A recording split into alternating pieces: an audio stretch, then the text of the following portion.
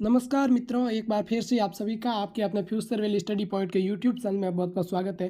दोस्तों, CISF head constable and ASI का अभी 30 अक्टूबर की पहली शिफ्ट आपकी खत्म हो चुकी है। तो उसका एनालिसिस हम करने वाले हैं कि उसमें कौन कौन से क्वेश्चन पूछे गए हैं। बहुत सारे विद्यार्थी एग्जाम देख रहे हैं, वहीं से मैंने आपके सामने क्वेश्चन लेकर आया हूँ जो आपके एग्जाम में पूछे गए हैं। तो अभी इसे आपके second shift and third shift वालों का हेल्प हो सके, जिनके एग्जाम अभी बाकी है उनके लिए हेल्प हो सके, तो इसके लिए मैं आपके सामने एक क्लास लेकर आया हूँ। तो वीडियो को शुरू से लास्ट तक देखना। कुछ क्वेश्चन है, हो सकता है कुछ क्वेश्चन इसमें गलत भी हो सके, क्योंकि मैंने स्टूडेंट से लिया है तो कोई गलत भी बता दे। लेकिन मैं आपको बता रहा हूँ जो क्वेश्चन है, अगर कोई गलत है तो मुझे बता देना। और अगर आप एग्जाम देकर आए हैं तो मुझे आपको जो कि जितने क्वेश्चन याद है मुझे कमेंट बॉक्स में बता दीजिए, या फिर टेलीग्राम ग्रुप में बता दीजिए। टेलीग्राम ग्रुप का लिंक मैंने डिस्क्रिप्शन बॉक्स के अंदर दे रखा है, ताकि आने वाले विद्यार्थियों की हेल्प हो सके और मैं बता सकूँ कि कौन कौन से क्वेश्चन आपके एग्जाम में पूछे जा रहे हैं। आपको जो भी क्वेश्चन याद है वो बता दीजिए। और सबसे पहले जो भी वीडियो को देख रहे हैं, वीडियो को लाइक कर दीजिए। और अगर आप अपने चैनल पर नए हैं तो चैनल को सब्सक्राइब कर दीजिए दोस्तों, क्योंकि मैं हमेशा आपके सामने ऐसे वीडियो सबसे पहले इसी चैनल पर लेकर आता रहता हूँ। और टेलीग्राम ग्रुप को ज्वाइन कर लीजिए, तो ज़्यादा टाइम डालेंगे बढ़ते क्वेश्चनों की तरफ। और इससे पहले मैं आपको बता दूं, अगर एग्जाम के लेवल की बात की जाए तो आपका ज़्यादा ना हार्ड आ रहा है और ज़्यादा ना ईजी आ रहा है। मॉडरेट लेवल का पेपर आ रहा है। बाकी जी के भी देखा जाए, जी के मॉडरेट लेवल का है, और मैथ भी मॉडरेट लेवल का है, रीजनिंग और हिंदी भी थोड़ी ऊपर लेवल की आ रही है। बाकी इस तरीके से देखा जाए, अब मैं आपको क्वेश्चन से बता दूं, कुछ क्वेश्चन है जो कि मैथ्स के, रीजनिंग के, हिंदी के, जीके के मैं आपको यहाँ पे दिखा दूँ, जिसमें सबसे ज़्यादा जीके के ही क्वेश्चन है। तो सबसे पहले क्वेश्चन जीके का आपके सामने कि कृष्णा नदी का उद्गम स्थल कहाँ से होता है। ये क्वेश्चन आपके पूछा गया था, तो इसका आंसर हो जाएगा महाबलेश्वर, कर्नाटक से कृष्णा नदी का उद्गम स्थल होता है महाबलेश्वर। आपको अच्छी तरीके से याद रखना, और हो सकता है अगली बार आपको गंगा नदी, यमुना नदी, किसी नदी का उद्गम स्थल पूछ ले। और ये कृष्णा नदी है, इसकी लंबाई 1400 किलोमीटर। ये दक्षिण भारत की दूसरी सबसे लंबी नदी, आपको अच्छी तरीके से याद रखना है, कृष्णा नदी। बढ़ते हैं अगले क्वेश्चन की तरफ। अगला क्वेश्चन आपका मैथ्स का था, जो कि प्रथम 30 प्राकृत संख्याओं का योगफल कितना होगा। दोस्तों, प्राकृत संख्याओं का योगफल ज्ञात करने का सूत्र क्या है? n+1/2। तो इस सूत्र से आप ज्ञात कर सकते हैं। इसके लिए क्या करना है, आपको 30 संख्या को पूछा है तो 30 गुणा इसमें एक जोड़ के इसको गुणा करना है, और इसके नीचे 2 का भाग लगाना है। 2 से इसको काटेंगे तो 15, 15 गुणा 80 करेंगे जब हम 465। इस क्वेश्चन का राइट आंसर हो जाएगा हमारा 465। अगर आपने 465 किया है किसी, तो बिल्कुल वो आपका राइट आंसर होने वाला है। बढ़ते हैं, अगला क्वेश्चन था आपका G20 2022 की बैठक कहाँ हुई थी। तो अभी जो वर्तमान में 2022 से 2023 में आपको भारत को सौंपी गई थी बैठक, आपको पता ही होगा। तो इसका राइट आंसर हो जाएगा भारत। अगर भारत में ही अगर कई जगह बता दी तो आपको नई दिल्ली हमारा राइट आंसर हो जाएगा। नई दिल्ली, भारत में G20 की बैठक हुई थी अभी वर्तमान में, यही इसका राइट आंसर हो जाएगा। अगला क्वेश्चन था आपका, विश्व में सबसे ज़्यादा बोली जाने वाली भाषा कौन सी है।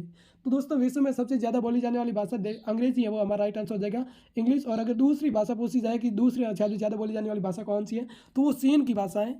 मैड्रिन भाषा है वो विश्व में दूसरी सबसे ज़्यादा बोली जाने वाली भाषा, मैड्रिन चीन की। अगर भारत में पूछा जाए सबसे ज़्यादा बोली जाने वाली भाषा, तो हिंदी हो जाएगा, और सबसे ज़्यादा दूसरी बोली जाने वाली भाषा बंगाली हो जाएगी भारत में। अगला क्वेश्चन है, भारत में सबसे पहली जनगणना कब हुई थी। दोस्तों, भारत में सबसे पहले जनगणना की शुरुआत लॉर्ड मेयो के काल में 1872 में हुई थी।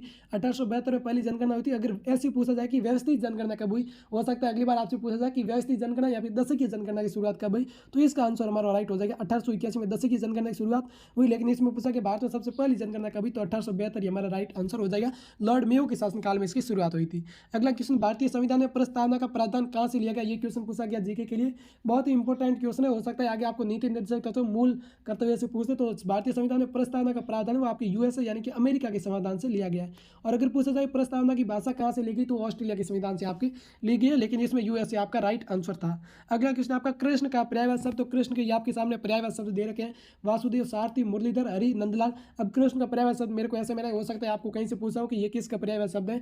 ऐसा क्वेश्चन जो भी है मेरे को कमेंट बॉक्स में आप बता देना।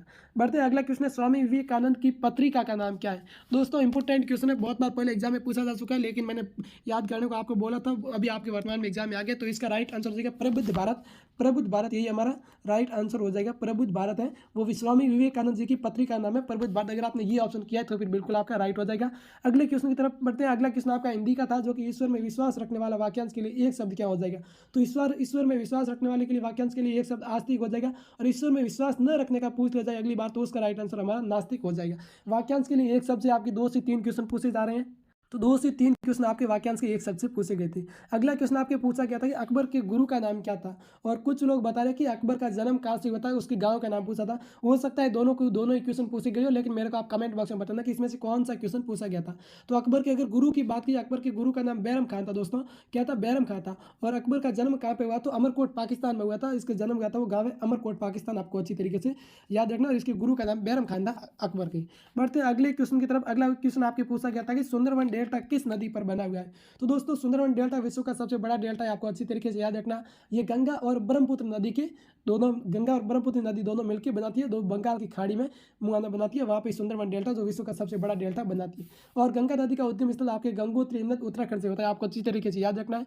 और ब्रह्मपुत्र नदी का उद्गम स्थल तिब्बत के मानसरोवर सेमायुंगडू ग्लेशियर से होता है। ये नदियों से 2 क्वेश्चन पूछेंगे, आप अच्छी तरीके से पढ़ लेना है नदियों को, क्यों उद्गम स्थल कहाँ से हो रहा है और कहाँ पे जाकर गिरती है। कर्पण का विलोम शब्द क्या होगा दोस्तों? कर्पण का विलोम शब्द होता है कंजूस, सॉरी विलोम शब्द नहीं, कर्पण का अर्थ होता है कंजूस, और इसका विलोम शब्द हो जाएगा दानी, जो किसी को देता है वो दानी हो जाएगा, और कर्पण का अर्थ होता है कंजूस, तो ये हमारा राइट आंसर हो जाएगा, इसका विलोम शब्द हो जाएगा दानी। अगला क्वेश्चन आपका पूछा गया था कि व्यय वंदना योजना की शुरुआत कब हुई थी? दोस्तों व्यय वंदना की योजना की शुरुआत आपकी 2016 में हुई थी। हो सकता है जो मैं आपको क्वेश्चन बता रहा हूँ इसमें 1-2 क्वेश्चन आपके गलत भी हो जाएंगे, जो एग्जाम में नहीं पूछे गए थे, क्योंकि मैं खुद एग्जाम देने तो नहीं गया था, लेकिन मैंने कहीं से स्टूडेंट से पूछा, हो सकता है उनकी कहीं गलती हो गई याद रहने में, या फिर किसी ने गलत ही बता दिया होगा। जैसे मैंने कन्फर्म करके आपके सामने लाए, हो सकता है 1-2 क्वेश्चन आपके गलत हो सकता है, बाकी आपके ज़्यादातर क्वेश्चन है वो राइट सही है। अल्प विराम का चिन्ह कौन सा होता है? दोस्तों हिंदी में जितने भी 7 से 8 विराम चिन्ह वो अच्छी तरीके से पढ़ लेना। यहाँ पे अल्प विराम पूछा है तो अल्प विराम हमारा राइट आंसर हो जाएगा, इस तरीके से होता है अल्प विराम का चिन्ह। और अगर पूर्ण विराम का पूछा जाए तो पूर्ण विराम का इस तरीके से आपका हो जाता है। अच्छी तरीके से इन क्वेश्चन का आपको याद रखना, और इनसे रिलेटेड क्वेश्चन है वो आपको अच्छी तरीके से याद रखना। हरी सेव कोयल किसके समानार्थी शब्द है? ये समानार्थी शब्द पूछे गए हैं, तो ये सही क्वेश्चन क्या था मुझे ये बताना कमेंट बॉक्स में, ये किस तरीके का क्वेश्चन था।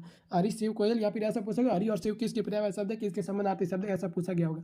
अगला क्वेश्चन आपके पूछा गया राष्ट्रीय सांख्यिकी दिवस कब मनाया जाता है? दोस्तों राष्ट्रीय सांख्यिकी दिवस 29 जून को मनाया जाता है, अच्छी तरीके से याद रखना है। राष्ट्रीय सांख्यिकी दिवस आपको अच्छी तरीके से याद रखना है, यानी कि CSO या फिर NSO हम कह सकते हैं। तो अगला क्वेश्चन है वर्तमान में कर्नाटक राज्य के मुख्यमंत्री कौन है? दोस्तों क्या ये क्वेश्चन आपके करंट अफेयर्स का क्वेश्चन पूछा गया था क्या? मुझे एक बार कमेंट बॉक्स में जरूर बताना, और इसका आंसर हमारा क्या हो जाएगा राइट, मैं आपको कर्नाटक के वर्तमान में कौन है मुख्यमंत्री? सिद्धरमैया हमारा राइट आंसर हो जाएगा। और अभी जो भी आपके एक राज्यपाल भी पूछा था, हरियाणा के राज्यपाल कौन है, तो जितने भी स्टेट है आपके सभी 28 राज्य के मुख्यमंत्री और राज्यपाल के नाम आपको अच्छी तरीके से रट के जाना है, क्योंकि आगे वाली शिफ्ट में भी आपके क्वेश्चन पूछे जाने वाले हैं इसी तरीके से। तो तीस्ता नदी का उद्गम स्थल कहाँ से होता है? दोस्तों एक आपका कृष्णा नदी का उद्गम स्थल पूछा था, वो महाबलेश्वर कर्नाटक से था, और तीस्ता नदी का उद्गम स्थल आपके सोलामू झील सिक्किम से होता है, सोलामू झील से होता है सिक्किम राज्य में। अगर कहाँ किस स्टेट से पूछा था वो सिक्किम हो जाएगा, और सोलामू झील से होता है, ये विश्व की सबसे ऊंची झील है सोलामू, आपको अच्छी तरीके से, सॉरी भारत की सबसे ऊंची झील है सोलामू। बढ़ते हैं नेक्स्ट क्वेश्चन आपका पूछा गया था कि चंद्रमा का पर्यायवाची शब्द, चंद्रमा के पर्यायवाची शब्द आप अच्छी तरीके से याद कर लीजिए। शशि, रजनीश, राकापति, राकेश, सपाकार, निशाकर, विदु, मयंक। अब जिसमें से इनमें से कौन सा ऑप्शन में था वो आप जानो, जो ऑप्शन में था इनमें से वही हमारा राइट आंसर हो जाएगा। निम्न में से चंद्रमा का पर्यायवाची शब्द कौन सा है ऐसा पूछा, यहाँ पे क्या पूछा, कहीं पर्यायवाची शब्द करे ऐसा पूछा कि ये किसका पर्यायवाची शब्द है। दिल्ली का पुराना नाम क्या है? दोस्तों दिल्ली का पुराना नाम आपका इंद्रप्रस्थ था, इंद्रप्रस्थ था, अभी वर्तमान में बदल के आपकी नई दिल्ली या दिल्ली कर दिया गया है। इसका पहला नाम इंद्रप्रस्थ था, अच्छी तरीके से याद रखना है। अगला क्वेश्चन आपके पूछा गया था कि मुंबई में प्रार्थना समाज की स्थापना कब की गई? दोस्तों मुंबई में प्रार्थना समाज की स्थापना आत्माराम पांडुरंग के द्वारा की गई थी। हो सकता है आपकी बार आपसे पूछ ले कि इस प्रार्थना समाज की स्थापना किसके द्वारा की गई थी, तो आत्माराम पांडुरंग द्वारा की गई। और कब की गई? 1867 ईस्वी में आपकी प्रार्थना समाज की स्थापना की गई आत्माराम पांडुरंग। और अब की आप ब्रह्म समाज या फिर आर्य समाज की भी पूछ ले तो उनकी भी आप अच्छी तरीके से याद रखना। ब्रह्म समाज की स्थापना राजा राम मोहन राय, और आर्य समाज की स्थापना स्वामी दयानंद सरस्वती ने की थी। मंत्री शब्द में कौन सा लिंग है? स्त्रीलिंग है या फिर स्त्रीलिंग है या फिर कौन सा लिंग है? तो ये स्त्रीलिंगी शब्द है, मंत्री शब्द ये एक स्त्रीलिंगी शब्द है, आपको लिंग अच्छी तरीके से याद रख लेना। और अगला क्वेश्चन आपका उपकार को मानने वाला वाक्यांश के लिए एक शब्द से आपके 2 से 3 क्वेश्चन पूछे गए दोस्तों, अच्छी तरीके से पढ़ लेना। उपकार को मानने वाला वाक्यांश के लिए एक शब्द हमारा हो जाएगा कृतज्ञ, तो यही हमारा राइट आंसर। और एक होता है कि उपकार को न मानने वाला या हमारी बात को न मानने वाला, तो उसके लिए हमारा हो जाएगा कृतज्ञ। उपकार को न मानने वाला कृतज्ञ और मानने वाले को कृतज्ञ हम कहते हैं, अच्छी तरीके से याद रखना है। अगला क्वेश्चन गोपाल शब्द में कौन सा समास है? दोस्तों जो क्वेश्चन इस शिफ्ट में पूछेंगे, जिस टॉपिक से पूछेंगे उसी शिफ्ट के उसी टॉपिक के क्वेश्चन आपके अगली शिफ्ट में पूछे जाने वाले, तो अच्छी तरीके से आपको याद रखना है। तो गोपाल शब्द में कौन सा समास है? गोपाल का जब हम समास वगैरह करेंगे तो गायों को पालने वाला भगवान श्री कृष्ण थे। तो जो जिस समास में हम कोई शब्द बताते हैं वो तीसरे शब्द की ओर प्रकट करते हैं, जब समास वगैरह करता है तो किसी अन्य अर्थ बताता है तो वो हमारा होता है बहुब्रीहि समास। तो गोपाल गायों को पालने वाला, तीसरा शब्द हमारा भगवान श्री कृष्ण निकल रहे हैं, तो ये हमारा राइट आंसर हो जाएगा बहुब्रीहि समास ही इसका राइट आंसर हो जाएगा दोस्तों।